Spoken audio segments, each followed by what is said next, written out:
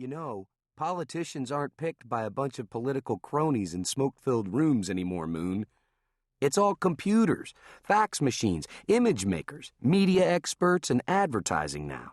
They might as well be selling soap. Don't you have to be 35 years old or something like that to run for president? I asked. I seem to remember something from history class. There are ways around that, Lane replied casually. You ought to run, Lane, I said. You're probably the smartest kid around. People don't want a smart president, he said. They want a president who makes them feel good. If they wanted a smart president, Albert Einstein would have been elected. You mean he wasn't? Moon, you're a dunce. A lovable dunce. I was kidding, I said. I knew Einstein was never president, I swear it. Suddenly, Lane stopped and looked at me. Wait a minute, Moon, he said. Why don't you run for president? Very funny, Lane. Funny like a crutch. No, I mean it. He had this sort of devilish expression on his face, the kind of face you see in old horror movies when a mad scientist cooks up a secret potion or creates a monster that'll help him rule the world. Moon, you're perfect, Lane said, walking around the table excitedly. People like you. You make them laugh. You put them at ease. You've got a good presidential name, Judson Moon.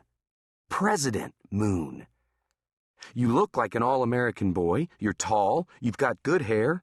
It's even parted on the side like a politician. Yeah, right, I interrupted, like Americans are going to elect a guy president because they like his hair. Ever notice that we've never had a bald president? Lane pointed out. I thought about that for a moment. What about Lyndon Johnson? Wasn't he a little thin on top? He doesn't count, Lane said. He only became president because John F. Kennedy was assassinated. What about Eisenhower? Lane backed me against his mom's washing machine and looked me in the eye.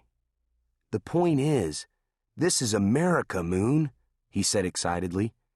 The land of opportunity. You know what they say, this is the country where any kid can grow up to become president. Moon, that kid could be you. Why do you want me to run for president so badly?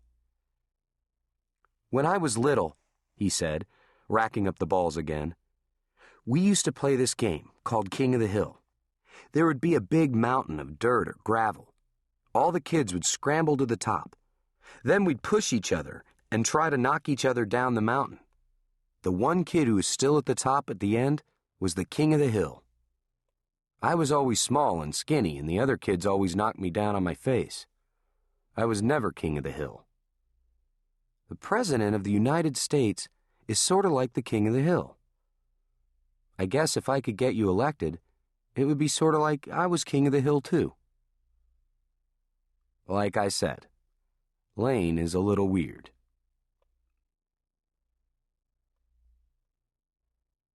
Chapter 2. A Mighty Big Can of Worms. On the way home from Lane's house, I walked down Jennifer Street and saw June Sayers sitting on her porch. That was no big surprise, as June Sayers is always sitting on her porch. In fact, if I ever walked by her house and didn't see June Sayers sitting there, I would rush to call the police because something must be terribly wrong. But there she was, as usual. Judson Moon, she hollered. You come up here this very minute and have a glass of lemonade with me, or I'll tell your mama on you. I bounded up the steps.